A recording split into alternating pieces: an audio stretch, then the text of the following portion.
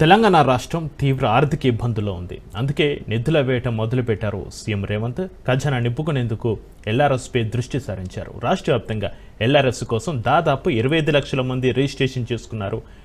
GHMC పరిధిలో 1,06,000 మంది, హెచ్ఎండిఏలో 3,58,000 మంది, పట్టణాభివృద్ధి సంస్థల పరిధిలో 1.35 లక్షలు, మున్సిపాలిటీలు, మున్సిపల్ కార్పొరేషన్ల పరిధిలో 13.68 లక్షలు దరఖాస్తులు పెండింగ్లో ఉన్నాయి. పంచాయతీల పరిధిలో 6 లక్షల వరకు దరఖాస్తులు ఉన్నట్టుగా సమాచారం.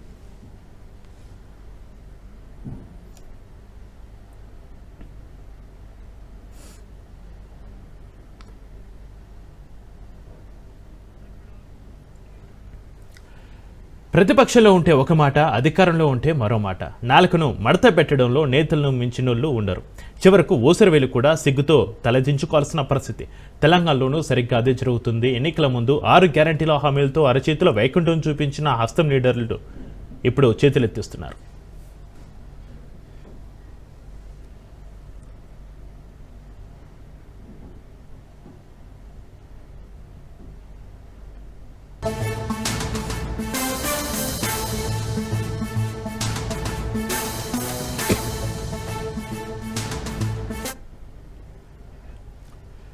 లేఅవుట్ రెగ్యులరైజేషన్ స్కీమ్ పేరుతో కొత్త స్కామ్కు ప్రభుత్వమే తెరలేపుతుంది. రేవంత్ సర్కార్ చేపట్టిన ఎల్ఆర్ఎస్ భూ పంచాయతీలకు కేర్ ఆఫ్ అయ్యేలా ఉంది.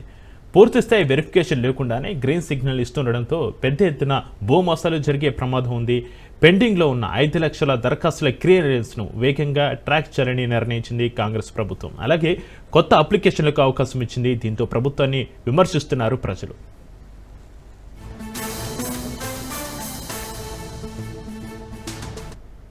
మధ్యతరగతి ప్రజలు, బీద ప్రజలకు వాళ్ళు అప్పో చేసి ప్లాట్ కొన్నారు. మరి డెవలప్ చేసినటువంటి బిల్డర్ కానీ డెవలపర్ కానీ మరి ఎలాంటి రుసుములు చెల్లించకుండా ప్రజలకు అమ్మి అక్కడనే వాళ్ళు ఎంతో వ్యయ ప్రయాసాలు చెల్లించి మరి ఇది ఒక స్కీమ్ పెట్టి నెల రోజుల లోపలనే డబ్బును కట్టాలని చెప్పడం, మరి అదే విధంగా పూర్తి స్థాయి దర్యాప్తులు అవన్నీ చేయకుండానే మరి తూతూ మంత్రంగా ప్రభుత్వం 9 లక్షల అప్లికేషన్లు వస్తే 5 లక్షల అప్లికేషన్లను క్లియర్ చేసేసి మరి దాదాపు 3,000 కోట్లు 4,000 కోట్లు మరి రాబడి కోసమే ప్రయత్నించడం కాకుండా ప్రజలకు వెసులుబాటు ఉండే విధంగా ఇన్స్టాల్మెంట్ పద్ధతిలో మరి కట్ ఆఫ్ డేట్ మార్చి 31 అనే కట్ ఆఫ్ డేట్ పెట్టకుండా దీన్ని ఇంకొంచెం పొడిగించి దీన్ని నిరంతరం ప్రక్రియ చేస్తే ప్రజలకు చాలా మేలు చేసిన వాళ్ళం అవుతాం. ప్రజలకు మేలు చేసే కోణంలో ఉండాలి కానీ ప్రభుత్వానికి ధనార్జన లేకపోతే ఆదాయం సమకూర్చుకునే విధంగా లేకుండా ఈ యొక్క స్కీమ్ ని తీసుకురావాలని చెప్పి ప్రభుత్వాన్ని కోరుకుంటూ మరి అదే విధంగా 2020 సంవత్సరంలో ప్రభుత్వం ఈ ఎల్ఆర్ఎస్ స్కీమ్ ఓపెన్ చేసి ఇప్పటి వరకు చేయకపోవడం, ఇప్పుడిప్పుడే అడావిడిగా చేయడం ఇది కరెక్ట్ పద్ధతి కాదు అని చెప్పేసి నా యొక్క అభిప్రాయం. ఇది ఎల్ఆర్ఎస్ అనే సరైన పద్ధతిలో మీరు తీసుకున్నట్లయితే ఎవరికి అభ్యంతరం లేదు, కానీ సామాన్య ప్రజలకు ఉపయోగకరంగా లేకపోవడం అనేది చాలా బాధాకరం. దీన్ని మేము చాలా ఖండిస్తా ఉన్నాం. ఒకటే చెప్తా ఉన్నాం, మీరు ఎల్ఆర్ఎస్ అనేది ప్రతి ఒక్కరికి ఒక ఇన్స్టాల్మెంట్ విధంగా వాళ్ళు కట్టుకునే విధంగా, సామాన్యుడైనా సరే కట్టుకునే విధంగా మీరు ముందుకు పోవాలని చెప్పేసి ప్రభుత్వాన్ని కోరుతా ఉన్నాం. ఎందుకంటే ప్రభుత్వానికి ఈ రకంగా డబ్బులు సమకూరుస్తాయి అనే విధంగా మీరు పోవడం అనేది చాలా బాధాకరం. దీన్ని మేము ఖండిస్తా ఉన్నాం.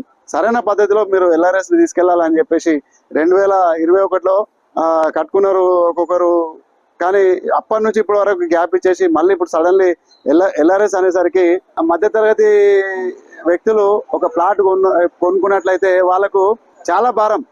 ఎందుకంటే గతంలో ఏ విధంగా ఉందో ఇప్పుడు ఆ విధంగా లేదు.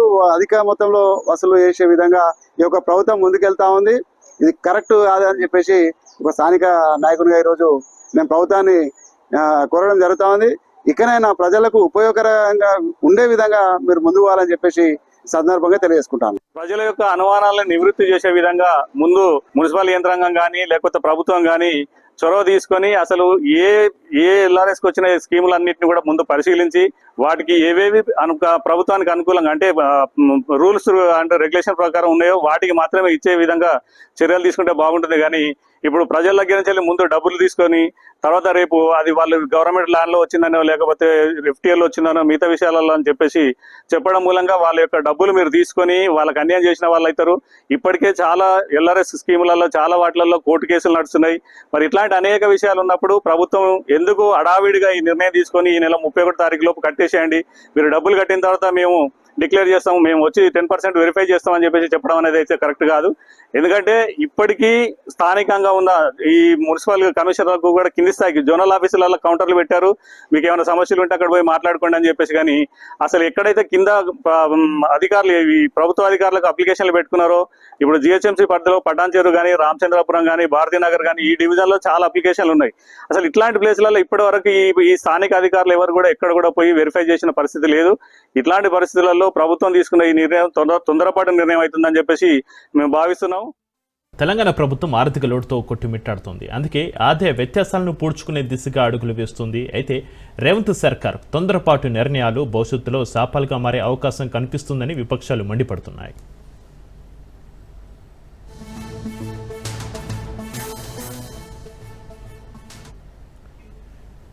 ఇక ఫీల్డ్ వెరిఫికేషన్ లేకుండా ఎల్ఆర్ఎస్ దరఖాస్తులను క్లియర్ చేసే సాహసం చేస్తుంది కాంగ్రెస్ ప్రభుత్వం. ఒకే లేఅవుట్ కనీసం 10% దరఖాస్తులకు ఆకస్మిక తనిఖీలు నిర్వహించాలని ఆదేశాలు జారీ చేసింది. అయితే సిబ్బంది కొరత, సమయభావం వల్ల ఆ కనీస ధృవీకరణ కూడా పెను సవాల్గా మారింది.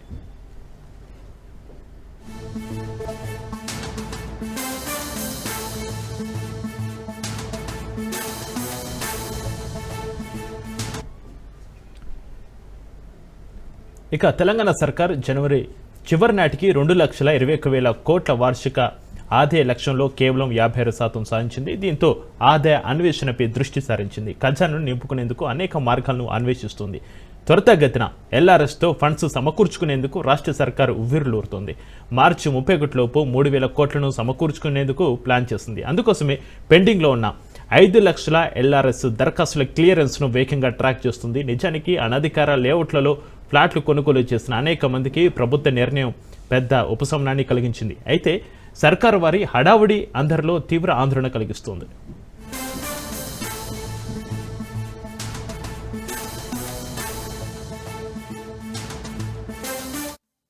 ఈ నెల 31 వరకు కట్టాలని చెప్పేసి వాళ్ళు తీసుకురావడం జరిగింది. ఇది సరైన పద్ధతి కాదని చెప్పేసి సందర్భంగా మేము డిమాండ్ చేస్తా ఉన్నాం. ఎందుకంటే ప్రజలకు ఇది ఉపయోగకరంగా ఉండదని చెప్పేసి సందర్భంగా తెలియజేసుకుంటా ఉన్నాం. ఎందుకంటే వాళ్ళు ఒక నిర్ణీత సమయం కేటాయించి ఆలోపు కట్టాలి అంటే ప్రజల దగ్గర ఖజానా అనేది లేదు అని చెప్పేసి సందర్భంగా తెలియజేసుకుంటాం. ఎందుకంటే బీద బడుగు బలైన వర్గాల ప్రజలు ఈ రోజు మీరు చెప్పినటువంటి టైంలో కట్టాలంటే కట్టలేని పరిస్థితి. మీ ప్రభుత్వంలో ఖజానా ఏ విధంగా అయితే ఖాళీ అయింది లేదు అని మీరు చెప్పుకొస్తున్నారో ప్రజల దగ్గర కూడా అదే విధంగా ఖజానా లేదని చెప్పేసి సందర్భంగా తెలియజేసుకుంటాను. నేను కోరేది ఒకటే, మీరు ఏదో మనం తూతూ మంత్రంగా ఏదో మేము సర్వే చేసినాము అని చెప్పేసి మీరు చెప్తా ఉన్నారు. అది కరెక్ట్ కాదని చెప్పి సందర్భంగా తెలియజేసుకున్నాం. మీరు పూర్తి స్థాయిలో 100% మీరు సర్వే చేసినట్లయితే మీకు సరైన పద్ధతిలో మీరు ఈ యొక్క ఎల్ఆర్ఎస్ని ముందుకు తీసుకోవడానికి అవకాశం ఉంటుంది. కాబట్టి నేను ప్రజల తరఫున కూడా నేను కోరేది ఒకటే, సరైన పద్ధతిలో ముందుకు వెళ్ళండి. ప్రజలు ముక్కుపిండి వసూలు చేద్దామనే ఆలోచనతోటి వీడినాడి మీరు ప్రజలకు ఉపయోగకర విధంగా ప్రజలను మెప్పించి ఈ యొక్క ఎల్ఆర్ఎస్ ను ముందు తీసుకెళ్లాలని చెప్పేసి సందర్భంగా తెలియజేసుకుంటాను. ఆనాడు మా పోరాటానికి మద్దతు పలికినటువంటి కాంగ్రెస్ పార్టీ ఇప్పటి ముఖ్యమంత్రి, ఇతర మంత్రులు మా ప్రభుత్వం వస్తే ఎల్ఆర్ఎస్ని రద్దు చేస్తామని చెప్పటం జరిగింది. ప్రభుత్వం ఏర్పడ్డాక కేవలం ఎల్ఆర్ఎస్ రుసుములో 25% మాత్రమే రాయితీ ఇస్తున్నారు. అయితే దీనికి కూడా మార్చి 31 అని ఒక కటాఫ్ డేటు పెట్టడం జరిగింది. ఇది సమంజసంగా లేదు. ఎల్ఆర్ఎస్ అనేది నిరంతర ప్రక్రియగా ఉండాలి. మార్చి 31 లోపే 25,68,000 దరఖాస్తుదారులు ప్రభుత్వానికి డబ్బు చెల్లించాలంటే అది కష్ట సాధ్యమైనటువంటిది. అట్లాగే గ్రామ పంచాయతీ లేఅవుట్లు చేసి ఒక్కసారి కూడా రిజిస్ట్రేషన్ కానీ ప్లాట్లకు ఎల్ఆర్ఎస్ కడితే రిజిస్ట్రేషన్కు అనుమతిస్తామని చెప్పి ప్రభుత్వం చెప్పటం సంతోషదగ్గ విషయం. కానీ వారు కూడా ఒక్కసారి అన్ని ప్లాట్లకు ఎల్ఆర్ఎస్ కట్టలేరు. కాబట్టి ఎల్ఆర్ఎస్ కడితేనే రిజిస్ట్రేషన్ చేస్తాము అనే కండిషన్ని కూడా మీరు ఎత్తివేయాలని చెప్పి మేము తెలంగాణ రియల్టర్స్ అసోసియేషన్ తరఫున కోరుచున్నాం. ఎల్ఆర్ఎస్ కోసం అనేక పర్మిషన్లు అవసరం. పర్యావరణ పరంగా సున్నితమైన మండలాలు లేదా వివాదాస్పద భూముల్లో తేల్చాలి. క్రమబద్ధీకరణను నిరోధించడానికి రెవెన్యూ మరియు నీటిపారుదల శాఖ నుంచి క్షేత్ర తనిఖీలు చేయాలి. రెవెన్యూ మ్యాప్ల ధృవీకరణ తర్వాత నో అబ్జెక్షన్ సర్టిఫికేట్లు పొందాలి. ఈ ప్రక్రియను ఫాలో కాకపోవడమే ఇప్పుడు అనేక సందేహాలకు తావిస్తోంది.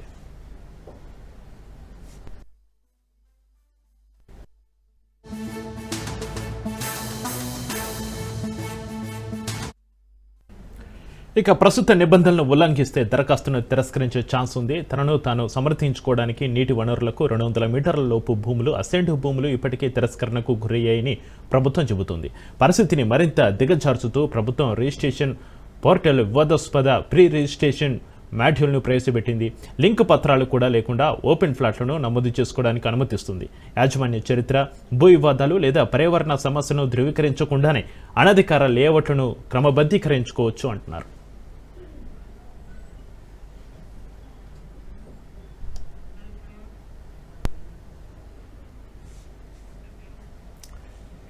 ఎల్ఆర్ఎస్ దరఖాస్తును పరిష్కరించి ఆదాయాన్ని పొందేందుకు రాష్ట్ర ప్రభుత్వం మరో నిర్ణయం తీసుకుంది. ఎల్ఆర్ఎస్ విషయంలో ప్రభుత్వం తీసుకున్న సరైన నిర్ణయమే అని అన్నారు.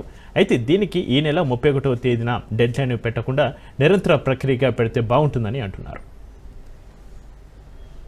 2020 ఎల్ఆర్ఎస్ పథకం అయితే ఇంతకుముందు అందరూ 1000 రూపీస్ కట్టారు. దాన్ని రెగ్యులరైజ్ ఫుల్ పేమెంట్ కొరకు గవర్నమెంట్ కొత్త స్కీమ్ తీసుకొచ్చింది. దానిలో కూడా 25% డిస్కౌంట్ అనేది అనౌన్స్ చేసింది. అది హర్షించదగ్గ విషయమే. కానీ అది నిరంతర ప్రక్రియ లాగా ఉండాలి. మార్చి 31 వరకే కాకుండా కంటిన్యూగా ఉండాలి. ఇది ఎన్నో ఉద్యమాల ఫలితంగానే ఇది గవర్నమెంట్ అనౌన్స్ చేసిందని నేను భావించుకుంటున్నాను. జనాలు ఏదో హడావిడిగా ఉంది, ఎల్ఆర్ఎస్ కట్టాలి అన్నట్టుగా ఎంతమందికి అయితే ప్లాట్లు ఉన్నాయో అంతమంది కూడా సరే హడావిడి అయితే బాగానే ఉంది. 25% రాయితీ కూడా బాగానే ఉంది. ఇంకొంచెం ఈ ట్రాఫిక్ చలాన్లో ఏ రకంగా అయితే 50%, 70% రాయితీలు ఇస్తారో ఎల్ఆర్ఎస్ స్కీమ్లో కూడా కొంచెం రాయితీ పెంచితే ఇప్పుడున్న జనాలకి ఒక్కసారిగా కొంచెం డబ్బులు సర్దుకోవడానికైనా సరే, కట్టడానికైనా సరే వెసులుబాటుగా ఉంటుంది. గవర్నమెంట్ కూడా హెల్పింగ్ ఉంటుంది. ఇదేందో మరి హడావిడి చేస్తుంది గవర్నమెంట్ అయితే. ఈ 1 మంత్ లోపలనే కట్టాలి, పర్టికులర్ టైం పీరియడ్ లోపలనే కట్టాలంటే కట్టేది వాళ్ళే, కట్టించుకునేది వాళ్ళే. 1 మంత్ లోపలంటే ఒక 2 ప్లాట్లు ఉంటే దాన్ని కట్టడానికి 4 లక్షలు 5 లక్షల రూపాయలు అవుతుంది. 1 మంత్ లోపల 4-5 లాక్స్ ఎక్కడి నుంచి తీసుకొచ్చి కడతాము? ఇదేదో కొంచెం కొనసాగింపుగా ఉన్నట్లయితే ఎవరైనా చిట్టి లేపడమో లేకుంటే ఏదైనా ఇన్వెస్ట్మెంట్ ప్లాన్ ఉన్న వాళ్ళు దాంట్లో నుంచి తీసి దీంట్లో కట్టడానికైనా కొంత టైం తీసుకుంటే కడితే బాగుంటుంది. వాళ్ళకు కూడా ఈజీగా ఉంటుంది. గవర్నమెంట్ కూడా కంటిన్యూస్ ఇన్కమ్ ఉంటుంది. ఈ 1 మంత్ స్కీము 2 మంత్ స్కీమ్ అని పెట్టకండి దయచేసి. ఈ స్కీమ్ అనేది నిరంతర ప్రక్రియగా ఉండేలాగా చేయండి. 2020లో అప్పటి కేసీఆర్ ప్రభుత్వం లేఅవుట్ రెగ్యులరైజేషన్ స్కీమ్ను తీసుకొచ్చింది. అప్పుడు 25 లక్షల దాకా ఎల్ఆర్ఎస్ దరఖాస్తులు వచ్చాయి. దాదాపు 9 లక్షల దరఖాస్తులకు వెరిఫికేషన్ పూర్తయినా వాటికి అనుమతులు ఇవ్వలేదు. అప్పుడు వచ్చిన దరఖాస్తులనే పరిష్కరించి సొమ్ము చేసుకునేందుకు కాంగ్రెస్ ప్రభుత్వం ఎల్ఆర్ఎస్కు సిద్ధమైంది. ఇక 2020 ఆగస్టు 26కు ముందు ఏర్పాటు చేసిన లేఅవుట్లలోని ఫ్లాట్లను క్రమబద్ధీకరించనుంది. అయితే చిత్తం శివుడి మీద, భక్తి చెప్పుల మీద అన్న చందంగా మారింది పరిస్థితి. పకడ్బందీగా ఎల్ఆర్ఎస్ వెరిఫికేషన్ ప్రక్రియ చేపట్టకుండానే తూతు మంత్రంగా చేతులు దులుపుకుంటోంది టీ సర్కార్.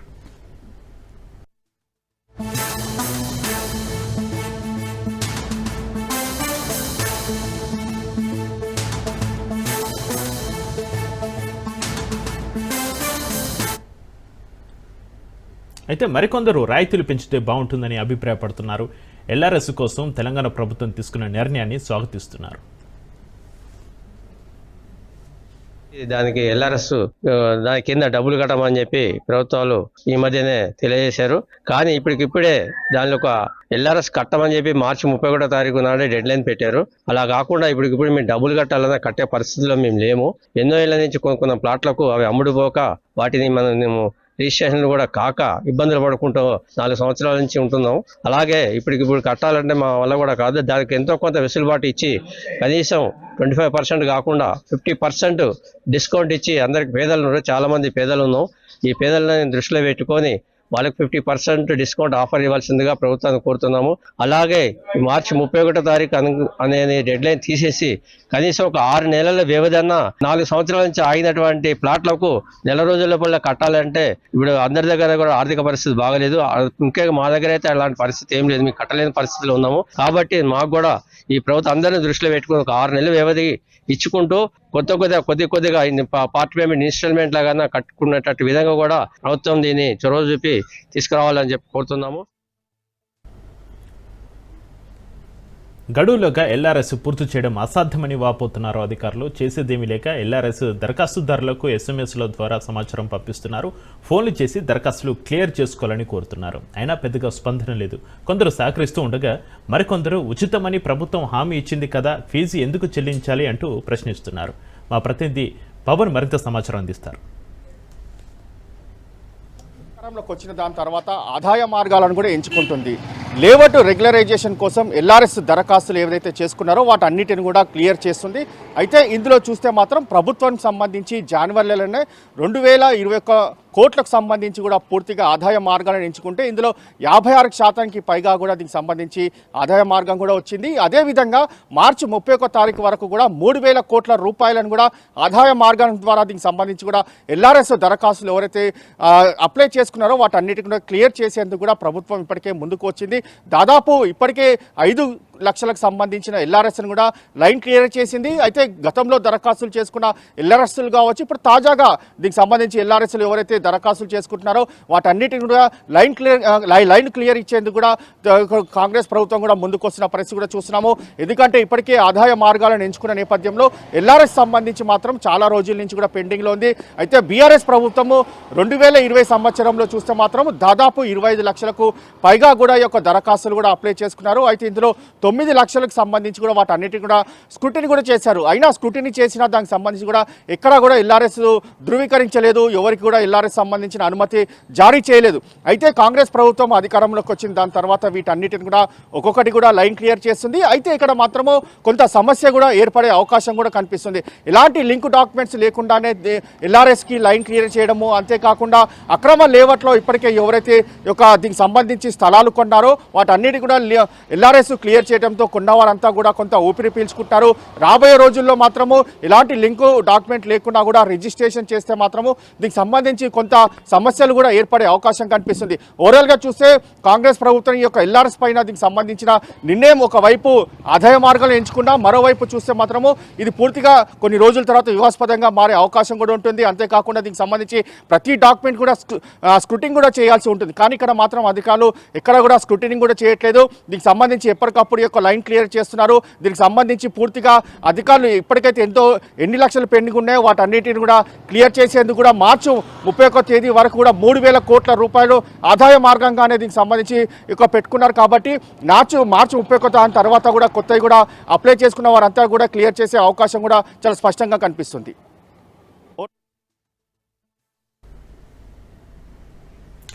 అధికారంలోకి వస్తే ఎల్ఆర్ఎస్ రద్దు చేస్తాం, పేద మధ్యతరగతి వర్గాల ప్రజలు కొనుగోలు చేస్తున్న లేఅవుట్లలోని ప్లాట్లను ఉచితంగా క్రమబద్ధీకరిస్తామంటూ హామీలు ఇచ్చింది కాంగ్రెస్.